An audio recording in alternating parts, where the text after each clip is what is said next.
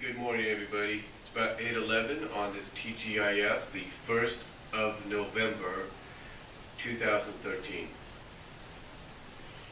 As you probably have seen with my video before this, which was my first reaction review video on the world premiere trailer of X-Men Days of Future Past. I know a lot of people right now that might be new to the X-Men franchise, at least courtesy and through the movies that it is.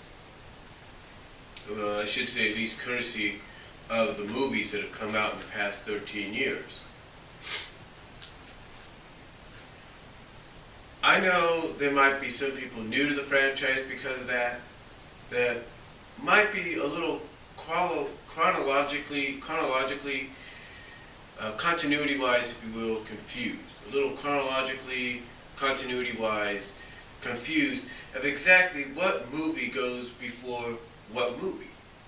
Now, we all know that the X-Men movie phenomenon started back in 2000 with X-Men, and then 3 years later went on with X-Men 2, X2, X-Men United, and then, of course, in 2006, with X-Men 3, X3, if you will, Last Stand. Or X-Men 3, The Last Stand. We know that. But then a few years later, we got X-Men Origins, the first spin-off movie in the X-Men franchise, entitled, of course, Wolverine, which detailed the story of Wolverine and where he came from. And then after that, we got a few years later X-Men Days of Future Past.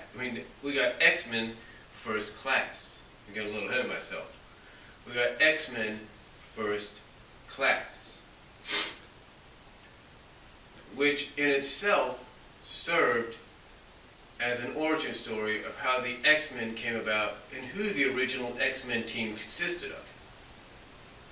And then, of course, earlier this year, which is due for DVD Blu-ray release next month, we had the Wolverine. Now, you might say to yourself, how confusing can that be? Or how chronologically, continuity-wise, how can that be confusing? Well, even though the movies I just mentioned, the last three, I should say, were made after the first three movies, these movies, well, at least X-Men Origins, Wolverine, and First Class, are supposed to take place before the first three X-Men films. It's true.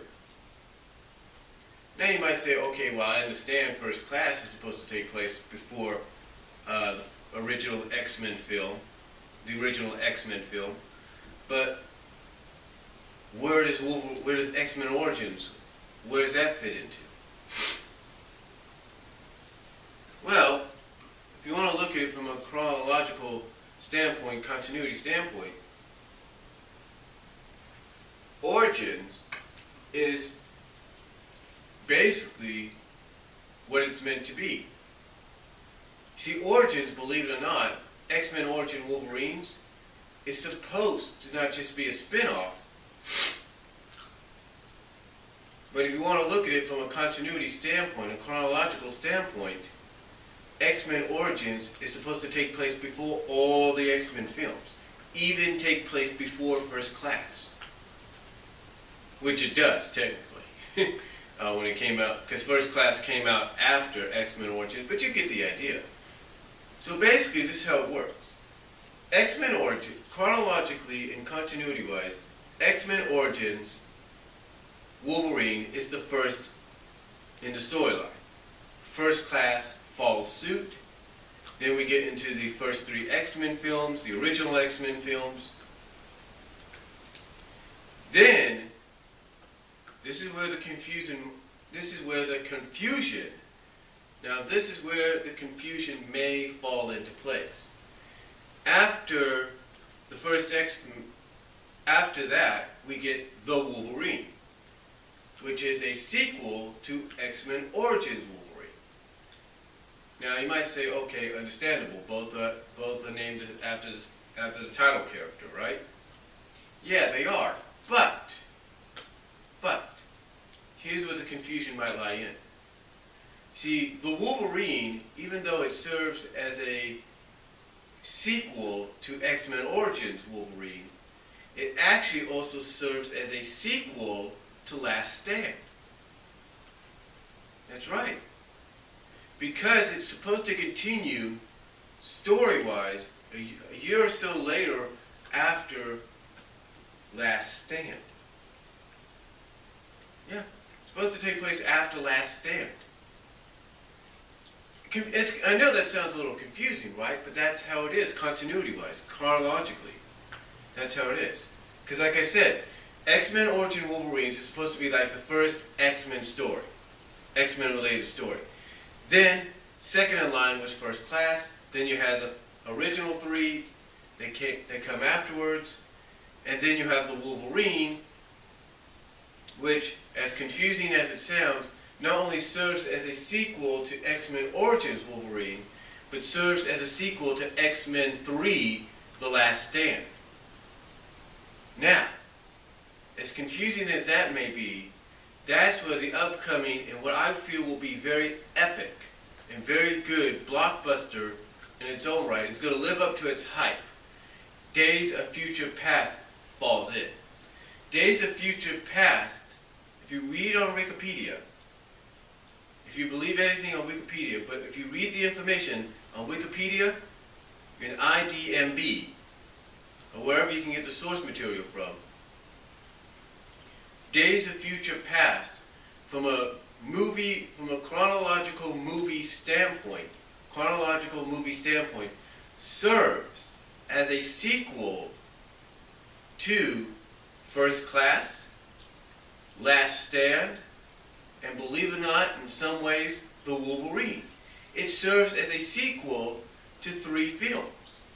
More prominently, First Class and Last Stand.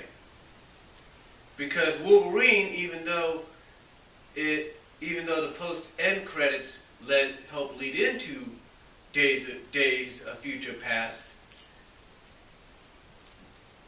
is kind of served as its prelude, its prologue, its prelude into that movie. So in a sense, as confusing as it sounds, Days of Futures Past is a sequel to First Class, to Last Stand, and in somewhat a sense, a sequel to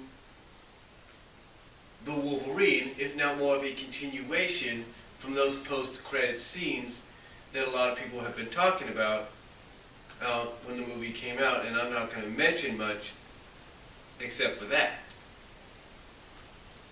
So again, to make sure nobody's confused about this, especially if you're new to the X-Men franchise, courtesy of these movies, here's how it goes.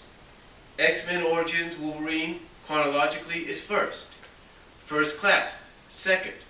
The original first 3 X-Men came afterwards. The first original 3 X-Men movies came after First Class. Then, the Wolverine came after Last Stand, which again, as confusing as it sounds, from a title standpoint, serves as a sequel to X-Men Origins Wolverine, but is in a sense also a continuity, story-wise, continuation from X-Men Last Stand. So yeah, Wolverine comes at, story-wise, the Wolverine comes after X-Men Last Stand, and then of course Days of Futures Past is a sequel, chronologically wise, to Last Stand, First Class, and in some sense the Wolverine. So from a movie chronological story point, that's the order of the films. Again, I know it might be confusing to some, but that's how it works out. So basically when the Wolverine comes out, and maybe even when Days of Futures Past comes out to Blu-ray and DVD next year, expect some kind of pack this year and next containing all the X-Men films in a chronological story in chronological story standpoint order. Expect that.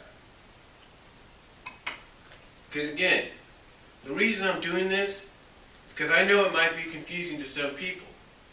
It's kind of like with Superman. We know that 1, 2, 3, and 4 of the original Christopher Reeve movies came out in the order that they were presented. But in 2007, here's where the confusion lies in. Superman Returns is supposed to take place in between 3 and 4. And that chronologically confuses people because they're thinking, well, wait a minute. It's supposed to take place between 3 and 4 or whatever? Yeah, it's supposed to take place in between those time periods, or at least between that storyline. Or something like that, from what I understand. It's supposed to stay in continuity, if you will, with the Christopher Reeve films. Even though it doesn't make sense they would, even though it doesn't make sense that it should, but it does. So from what I understand, from what I first read actually when the movie came out, it's supposed to take place between 3 and 4, maybe a little after 4, but again, supposed to take place in between one of those movies, but still, you know, as confusing as that might be to some Superman fans, there's a lot of Superman fans that just look at Returns as being number 5 and not really being part of any continuity still. But still, getting back to what I was saying, that's why I'm doing this, because I know some people might be a little confused of what order, from a continuity standpoint, the movies of X-Men, the X-Men movie falls into. So I thought I'd just throw that out there, kind of help you guys out so you're not confused. And, you know, let me know what you guys think down below. Comment if you like. And I will talk to y'all later. Have a good TGIF Friday. Peace out. Comments are welcome, and God bless.